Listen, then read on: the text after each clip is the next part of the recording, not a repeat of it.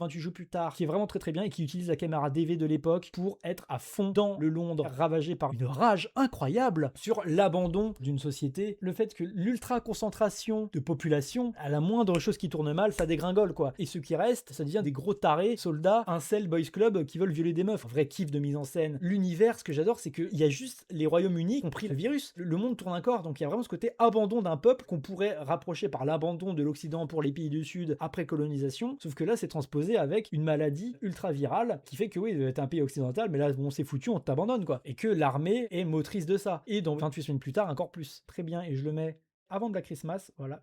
Et 28 semaines plus tard, je m'attendais à voir un film de merde, mais je me suis dit, bon bah vas-y, je vais me faire la trilogie quand même. Désolé, mais le film, je l'aime. On va se calmer tout de suite. Pour être honnête, c'est un film qui est autant généreux en termes de mise en scène et de situation, vraiment divertissant, vraiment fun, que je trouve bien réalisé, avec toujours cette philosophie, caméra épaule, zoom, brut de la mise en scène. On est plein dans la période de 2000-2010. J'aime ça. Le rythme qui va à fond, l'univers qui est exploré. Mais autant, qu'est-ce que le film est idiot, qu'est-ce que le film est bête, il te prend pour un con.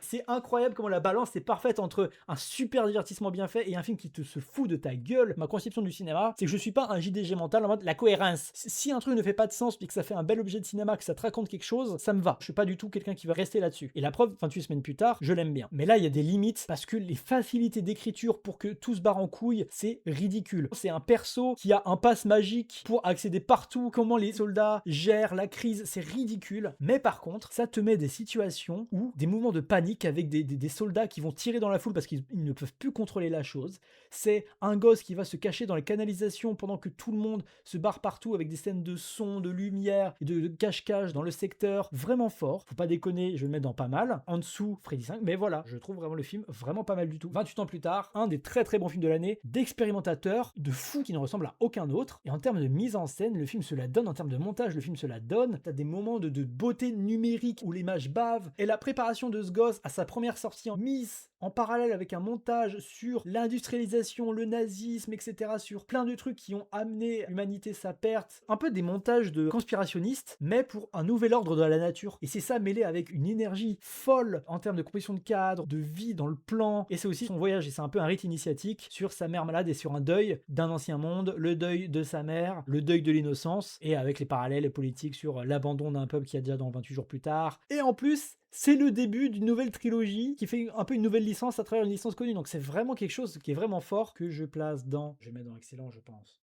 Voilà la tier list.